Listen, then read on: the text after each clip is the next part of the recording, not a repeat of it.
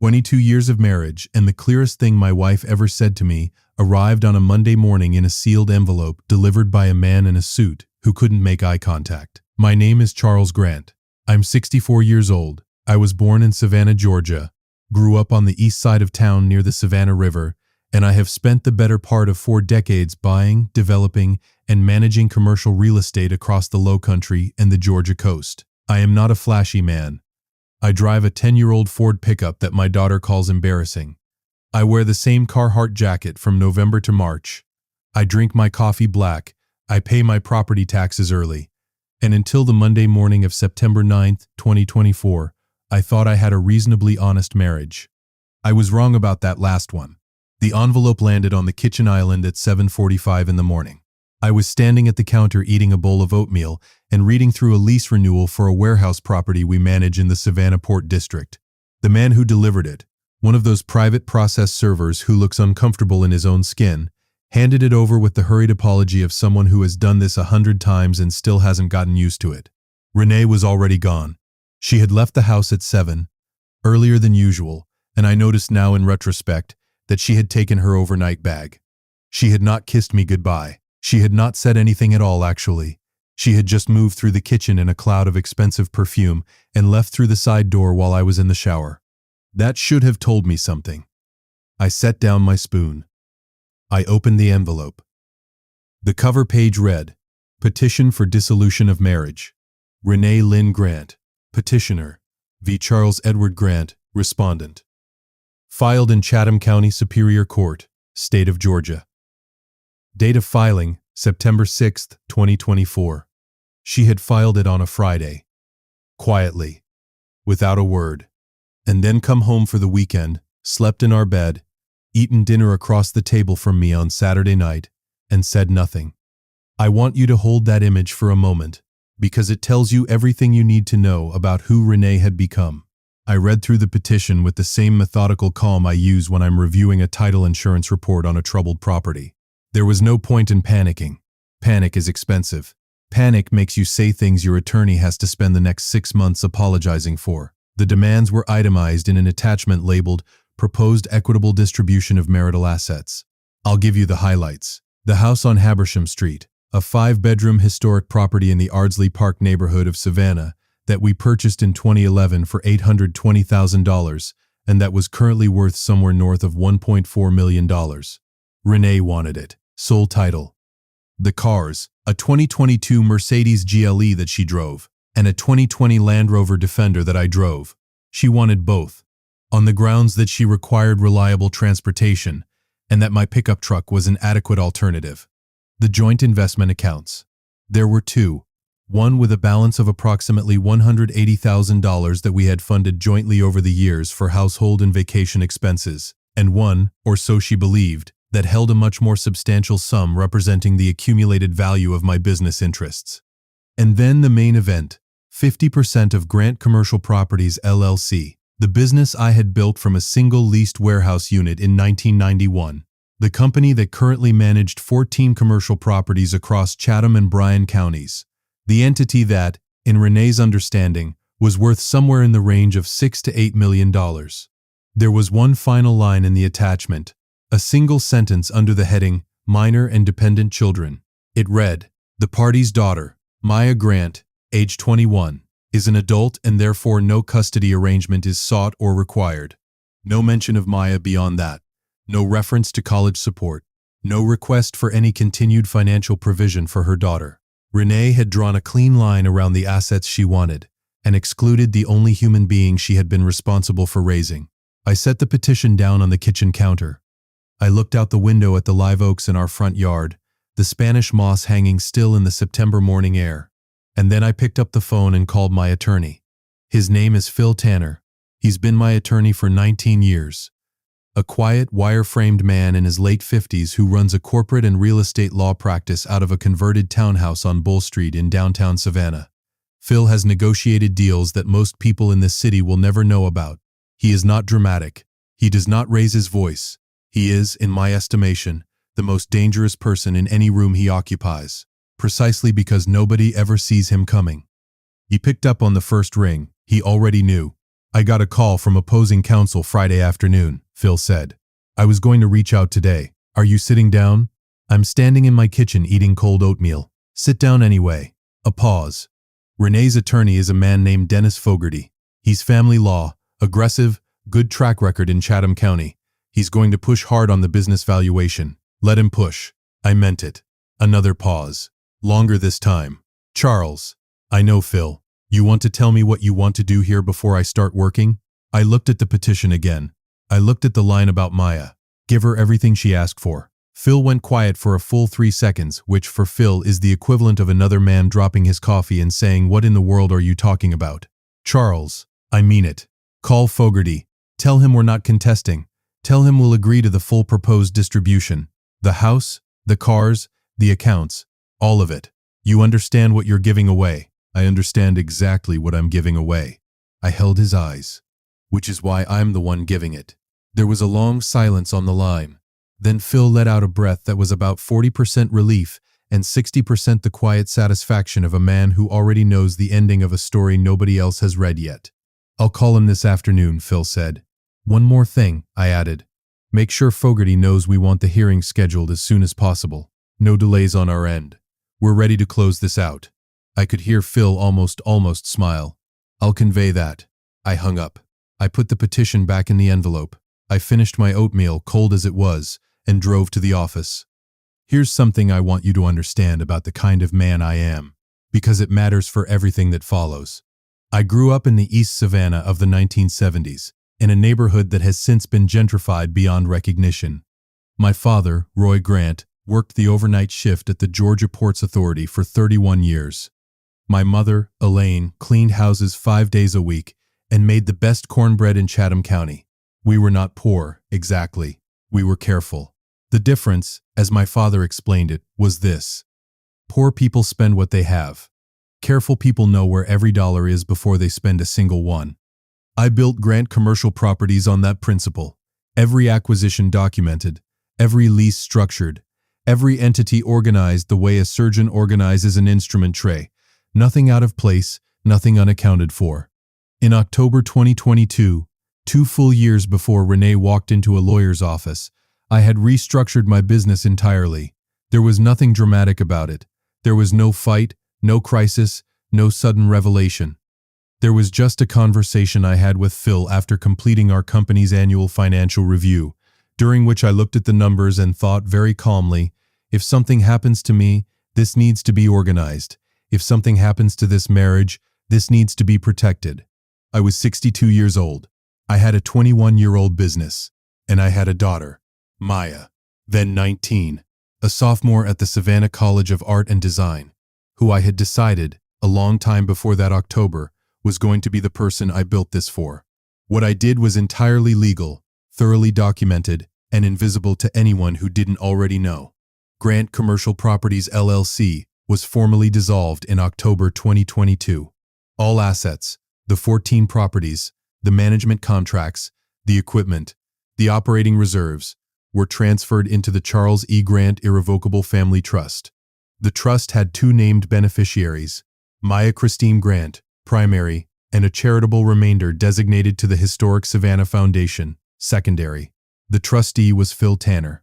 The marital home on Habersham Street, the house Renee had demanded in her petition, had been leased to Charles and Renee Grant by the trust since November 2022, under a formal lease agreement at fair market rate, which we paid monthly from the joint household account.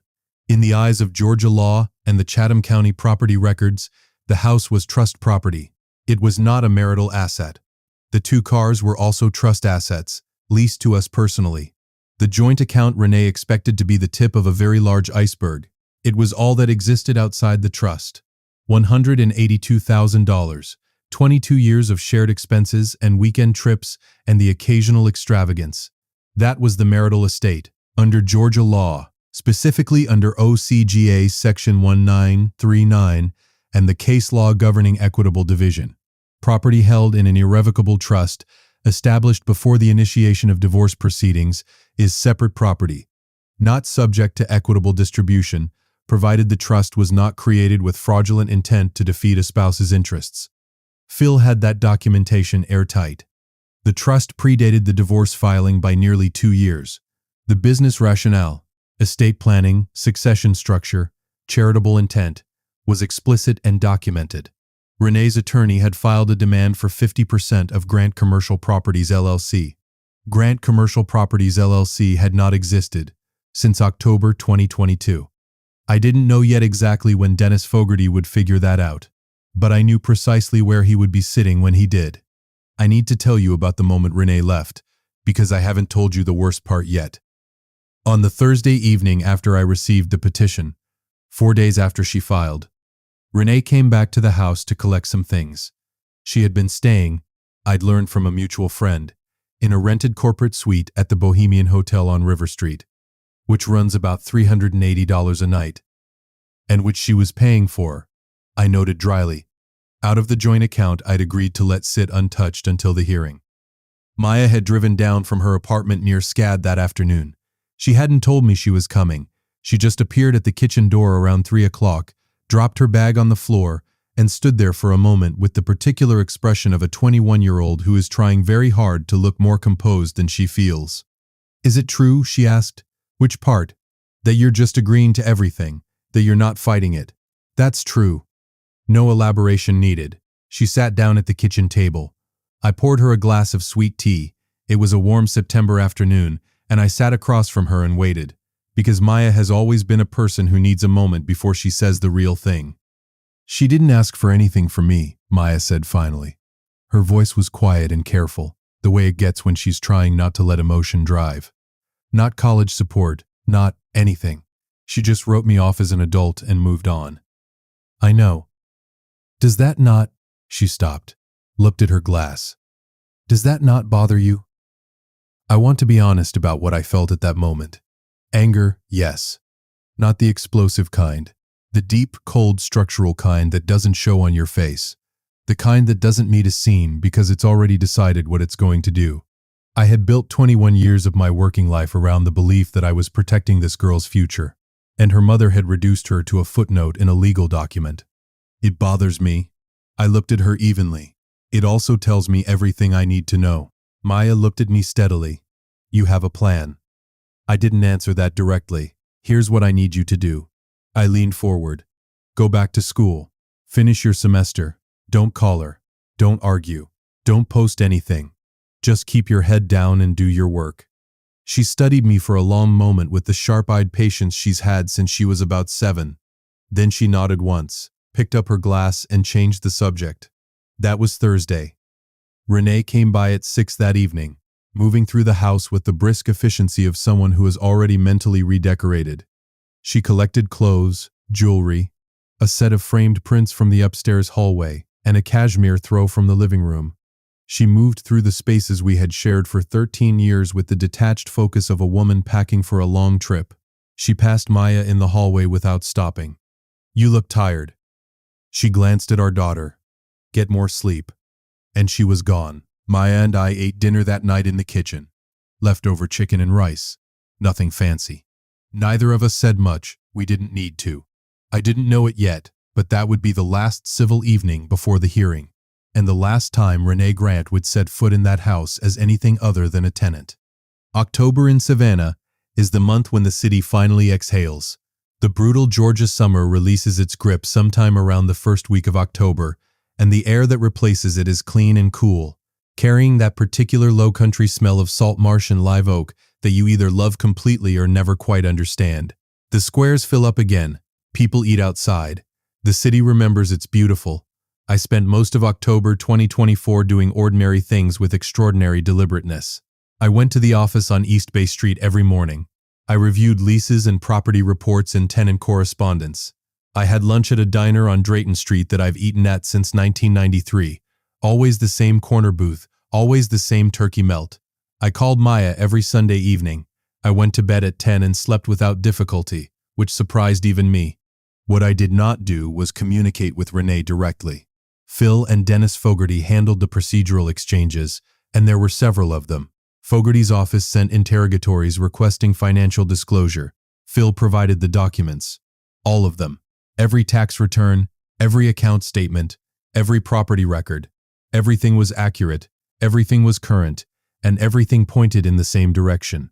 The marital estate consisted of the joint account, the joint use of the vehicles, and equitable entitlement to a portion of my salary income as distributed from the trust. Fogarty sent a follow-up request specifically asking for the corporate records and asset schedule of Grant Commercial Properties LLC. Phil sent him the dissolution paperwork. Dated October 14, 2022. I would have paid money to hear that phone call between Fogarty and Renee. What I know is that Renee called me directly on October 8th, 18 days before the hearing, for the first time since she had moved out. I was in my truck, driving back from a property inspection in the Pooler area west of Savannah, and her name appeared on the screen with the particular jarring quality of something unexpected in a predictable day. I answered. Charles. Her voice had a new edge in it, still composed, still controlled, but underneath it the faint vibration of a person recalibrating. Renee. I need to ask you something directly, and I need you to be straight with me. I'm always straight with you. A pause. What happened to the company? It was restructured. I kept my voice even. 2 years ago. Phil can walk your attorney through the details. Restructured into what? A trust. A silence that lasted about 4 seconds. I watched the marsh grass along I-16 passing outside my window, flat and gold in the October afternoon light. When did you do this? Her voice was careful now, deliberate. She was running numbers in her head and they weren't adding up. October 2022. A pause. It's all in the disclosures, Renee. Everything's documented. Is this? Another pause. Is this because of me? That's an interesting question to ask a man you filed divorce papers on. It's because I'm 62 years old and I needed an estate plan. I watched the marsh grass. At least that's what the paperwork says. The silence that followed had a different quality, denser, with something working behind it. I want to talk about this before the hearing. Her voice had gone careful. Talk to Phil. I let the silence hold for one beat. That's what he's there for. And I ended the call. I pulled into the office parking lot. I sat in the truck for a moment with the engine running. She had figured out the shape of it. She hadn't figured out the depth. Renee's next move, which Phil told me about on October 14th, was to request a continuance, a delay in the hearing to allow her legal team more time to review the trust documentation. Fogarty argued that the complexity of the disclosed financial structure warranted additional preparation time.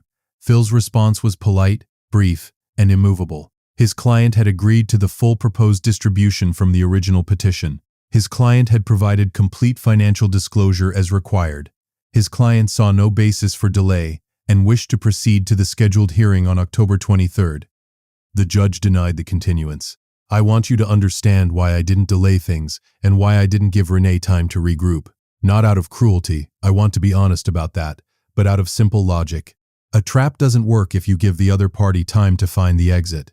Renee had filed those papers. Renee had drawn up that demand list. Renee had made the calculation that a 64-year-old man with a company and a house and 22 years of shared life would choose to protect his assets by fighting, and that she could extract maximum value in the fight. She never considered that I might simply agree, and that agreeing might be the mechanism of her defeat. There's a negotiation principle I learned from my father, though he'd never have called it that. He just called it knowing what you own before you sit down. He said it about poker and about buying a used car and about everything else. If you know what you own, you don't have to bluff. You don't have to raise your voice. You can sit quietly with your hand face down and let the other person bet everything on a pot that isn't there. I had known what I owned for 2 years. During the week before the hearing, I moved out of the Habersham Street house. Not dramatically. I didn't load a moving truck or make a production of it. I took my clothes, my books, my father's old pocket watch, the framed photographs from my home office, and a cast-iron skillet that had been my mother's. I moved into a 2-bedroom apartment in the historic district on Jones Street, a comfortable, well-maintained space on the ground floor of a converted antebellum row house with 12-foot ceilings and a small courtyard in the back. I liked it immediately. It had the clean simplicity of a place that belongs to only you. Phil had served formal notice on Renee that the trust-owned property, the house and both vehicles, was subject to trust terms and not transferable to her personally as a marital asset. Fogarty had formally objected. That objection would be heard at the October 23rd proceeding. On the evening of October 22nd, The night before the hearing, Maya drove down from Savannah again. She showed up at my Jones Street apartment at 7:30 with a bag of takeout from a Caribbean restaurant on MLK Jr. Boulevard that we'd been eating at together since she was a teenager. Jerk chicken, rice and peas, fried plantains. We ate at the small table by the courtyard window. The night was cool, the courtyard quiet, the sound of the city muffled and distant. "Are you nervous?" she asked, picking at her rice. "No, and I meant it." She set her fork down and looked at me directly. I looked up the trust documents. "The ones Phil filed. I'm the primary beneficiary." "Yes. You did that in 2022. "Yes." "Before she filed. 2 years before." Maya was quiet for a moment.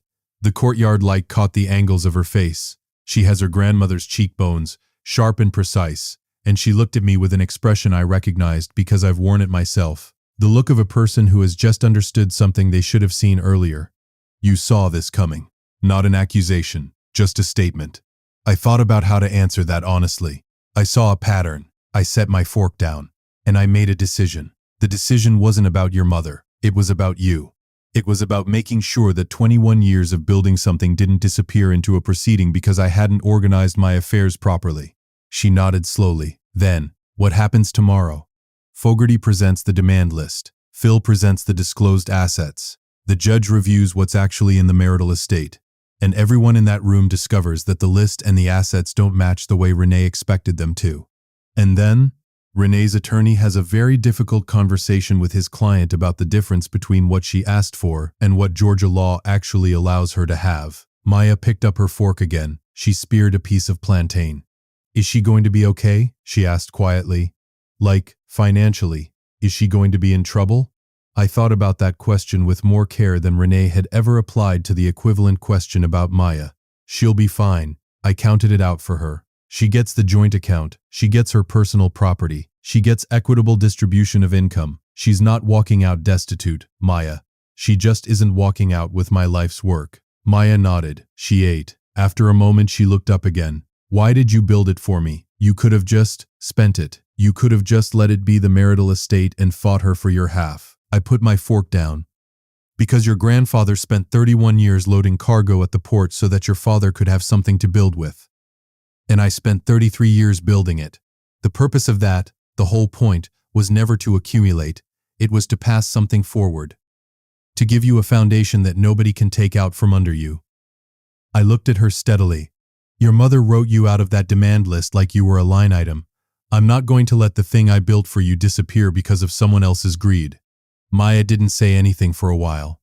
She looked at her plate. Then she looked out at the courtyard. Then she looked back at me. "Okay." She looked at her plate. Then at me. "Okay." We finished dinner. We watched an old movie on the small television in the living room. She fell asleep on the couch around 10 o'clock, and I covered her with a blanket and went to bed. I slept 8 hours without interruption. The Chatham County Courthouse sits on Montgomery Street in downtown Savannah. A heavy, deliberate building of Georgia marble and columns that has the permanent expression of something that has outlasted every drama ever brought before it and expects to outlast several more. I arrived at 8:45 on the morning of Wednesday, October 23, 2024. The air was 58 degrees and dry, the kind of October morning that makes Savannah feel like the best version of itself. I wore a navy suit, a white shirt, no tie. Phil was waiting in the hallway outside the courtroom with his briefcase and 2 cups of coffee. He handed me one without commentary, which is one of the many reasons I've kept him employed for 19 years. "Ready?" Phil tilted his head. "Been ready for 2 years." We went in. Renee arrived at 9:05 with Dennis Fogarty and a paralegal carrying 2 banker's boxes of documents, which told me that Fogarty had spent the last 2 weeks doing a great deal of work that was not going to produce the outcome he'd expected. Renee was dressed in a charcoal blazer and had the composed, forward-facing expression of a woman who has decided on confidence as her presentation strategy. She sat across the aisle and didn't look at me.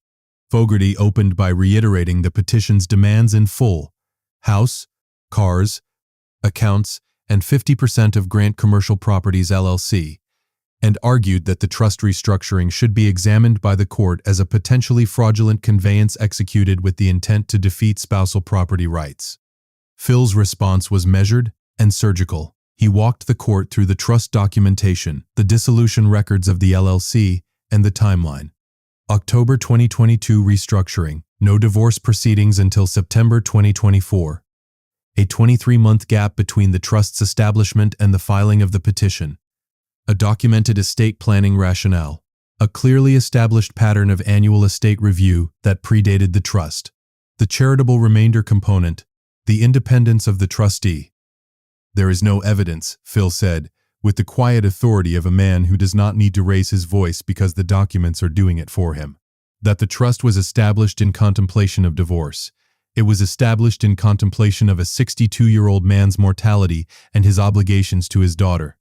That is not a fraudulent conveyance. That is estate planning.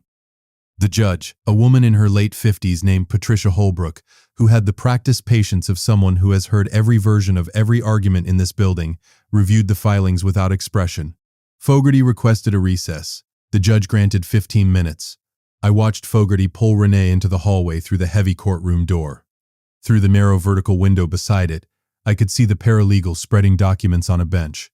The LLC dissolution, the trust registration, the property lease agreements showing the house as a trust asset. I watched Fogarty point at a page. I watched Renee read it. Here's the thing about a well-built trap. You don't spring it dramatically. You just let it close at its own speed. I sipped my coffee. Phil sat beside me writing notes on a legal pad with his small, precise handwriting. 7 minutes into the recess, the door opened. Fogarty came back in first. He had the controlled expression of an experienced attorney absorbing a setback. Which is to say, his face was entirely still and his jaw was fractionally tighter than it had been before. Renee came in behind him. She sat down. A moment later, Fogarty leaned over and spoke to her in a voice too low to carry across the courtroom. But in the particular silence of a room where the air conditioning is the loudest thing present, the words carried just far enough. 5 words. Quiet. Precise. Irrevocable. The LLC no longer exists. I did not look at Renee directly, but I did not need to. I watched her reflection in the polished surface of the wood paneling on the wall behind the judge's bench. I watched her absorb it.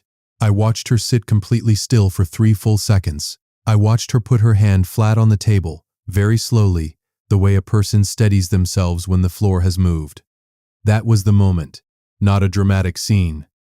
Not a confrontation. Not a victory speech. Just a woman discovering, in a county courthouse in Savannah, Georgia, on a cool October morning, that the empire she had calculated on inheriting had been reorganized 2 years before she'd asked for it, and that the only person who had been protected all along was the daughter she'd written out of the petition like a footnote. The judge returned. The proceeding resumed. The court's findings were consistent with Phil's argument. The trust assets were not subject to equitable division. The marital estate consisted of the joint account balance of $182,000, divided equally between the parties. Each party retained their personal property. Charles Grant's salary income as distributed from the trust would be factored into an equitable support calculation, resulting in a transitional support payment to Renee of $3,200 per month for 24 months, a provision Phil had already anticipated and planned for. Fogarty formally withdrew the fraudulent conveyance argument. He had nothing to support it and he knew it. The dissolution was granted. The whole proceeding from opening statements to gavel took 47 minutes to gavel took 47 minutes. I signed the papers at the clerk's table at 10:58 a.m. Phil shook my hand without ceremony and collected his briefcase. I walked out of the Chatham County Courthouse and stood for a moment on the Montgomery Street steps in the October air. The city spread out quiet and ordinary around me, the live oaks on the square across the street dropping their moss in the light breeze. My father would have nodded once and gone back to work. I got in my truck and drove to the office. I want to tell you about the conversation I had with Maya that evening, because it's the part of this story that actually matters. She was back in Savannah. She'd driven down again, unable to stay away, which I understand completely, and she was sitting on the steps of my Jones Street apartment when I pulled up at 6 o'clock. She stood up when she saw me. She looked at my face for 1 second and then she said simply, "Done?" "Done." We went inside. I made coffee. We sat at the kitchen table and I told her what had happened, plainly and in order, without dramatizing it. She listened without interrupting, which is one of her best qualities. When I finished, she was quiet for a moment. What does she get? Maya asked. Half the joint account, about 91,000. Transitional support for 2 years. Her personal belongings. And the house? The house belongs to the trust, which means it belongs to you eventually. She turned her coffee cup in her hands. I don't know how to feel about that. She turned the cup in her hands. About the house. I grew up there. You don't have to feel any particular way about it. You don't have to live there. You don't have to sell it. You don't have to do anything with it until you're ready, and you have time. That's the whole point. Why didn't you tell me? She asked. In 2022, when you set it up. Why didn't you say anything? I thought about that. Because I hoped I was being overly cautious. I hoped you'd never need to know. I hoped your mother would be the person I thought she was for the first 10 years of our marriage. When you build a structure, in real estate, in law, in anything, you build it for the worst case. You build it hoping the worst case never comes. You don't announce the fire escape to your dinner guests. Maya almost smiled at that. Almost. She really didn't ask for anything from me. It wasn't a question. She already knew. But sometimes a person needs to say a true thing out loud before they can finish processing it. No, I held that. She didn't. Silence. The courtyard outside the window had gone dark, a single lamp casting a yellow circle on the brick. That's the part I can't get past, Maya said quietly. Not the money, not the house, just, she filed that petition and wrote me off in one sentence. And that was on purpose. That was a choice. It was. And she's my mother. She is. How do you? She stopped, restarted. How do you not hate her for that? I set my coffee down. Because hating her requires that I keep lending her space in my head, and she's already had more than she deserved. What she did tells me who she is. It doesn't change who you are. It doesn't change what I built for you. The only thing it changes is the amount of energy I'm willing to spend on her going forward, which is none. Maya looked at her hands. Then she looked up. Okay. For the second time in 2 days, that same word, with a different weight behind it. More settled, more finished. I refilled her coffee. We talked about other things, her thesis project at SCAD, a textile design series she'd been working on for 3 months, her plans for after graduation. We talked about the historic Savannah Foundation work the trust would fund, and whether she wanted any involvement in it. We talked about what she wanted to do with the house eventually, without any urgency, just as a conversation. We stayed at the table until 9:30, long past when either of us needed to be anywhere, just talking. The apartment was quiet and well lit, and exactly the right size for one person and one evening with their daughter. I thought about my father, Roy Grant, coming home from the port at 6 in the morning, in his faded work jacket, sitting at the kitchen table with a cup of coffee before the house woke up. I thought about what he had passed to me and what I was passing forward. The last thing I want to say is this, because this channel tells stories for a reason, and the reason isn't just the drama, though the drama is real. I am 64 years old. I have been in business for 33 years. I have bought and sold and managed and developed more property than I can easily count. And the most important thing I have ever learned, more important than any lease structure, any title search, any zoning variance, is this. Know what you own before you sit down. Not just financially. Know what you have built and for whom. Know who the people in your life are, and whether their interests align with yours. Know the difference between a partner and a person who is positioned near your assets. Know when you are being mistaken for your net worth, and when you have built something real, something that took decades and discipline and the kind of early mornings that nobody else sees. Organize it. Document it. Put it in a structure that will survive whatever comes. Not because you expect betrayal, because you respect what you built enough to protect it. My wife wanted the house, the cars, the accounts, and half of a company that hadn't existed for 2 years. She got a fair settlement and a lesson in due diligence. My daughter got the foundation her grandfather started, and her father spent his life building. I got a 2-bedroom apartment on Jones Street with 12-foot ceilings, a courtyard, and the uninterrupted sleep of a man who did exactly what he set out to do. Some people would call that a loss. I call it the best deal I ever closed. If you liked this story, join our community by hitting that like button and subscribe.